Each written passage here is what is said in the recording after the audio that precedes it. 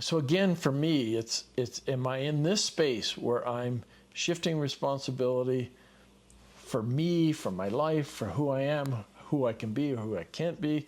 Am I shifting that onto others and circumstances and all sort of manner of things?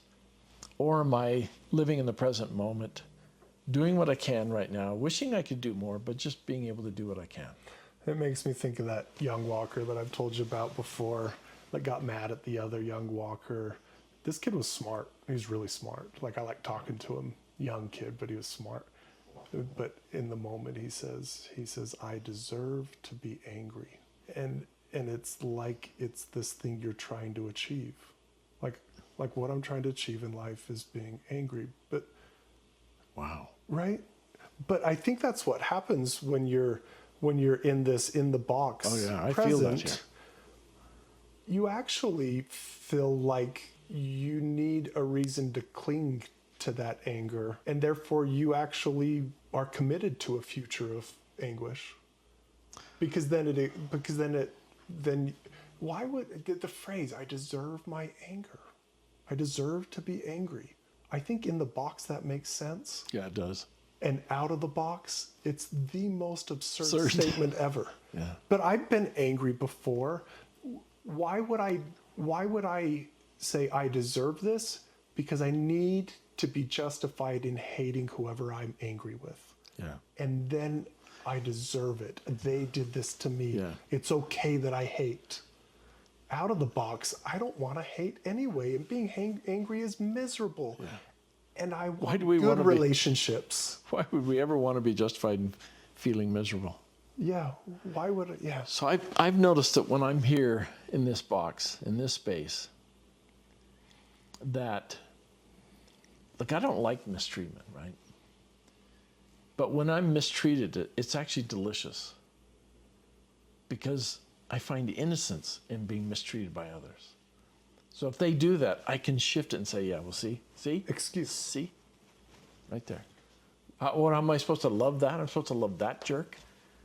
See, and to me, this gives more credibility to the argument that what we're really trying to do is be okay with the fact that we made a mistake. I need you to mistreat me because it excuses what I did wrong. Yeah. And it's painful, especially like someone you love. Who have you ever been the most angry with? Closest. People you love the most. Closest loves. You mistreat somebody you love, it deeply goes against your morals and values. Oh yeah, that's interesting.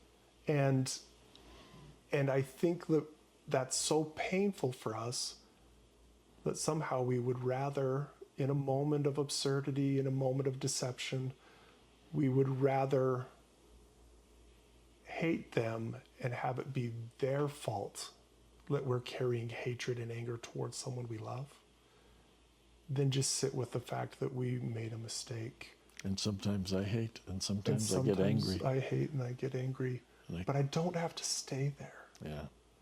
That's the moment you come out. Oh, it did happen.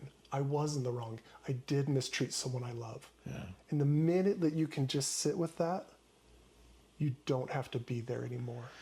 One of the perplexities, or one of the challenges to this, because one way to talk about this, you're talking about two very different paradigms. Okay. Ways of seeing the world and how things work. Yeah.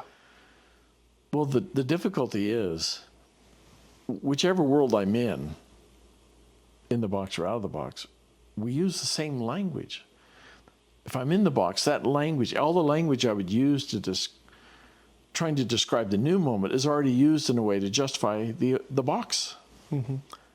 And so it's a hard thing to do to ever change paradigms, because all my language is embedded in the paradigm and how I use my language. I'm thinking of intent. My purpose and intent when I'm in the box is to justify my wrong actions. My purpose and intent... Give myself a pass. Get me off the hook. My intent when I'm out of the box is to love others and to be as good as I can be. And take responsibility for when I'm not. And take responsibility when I'm not. Yeah.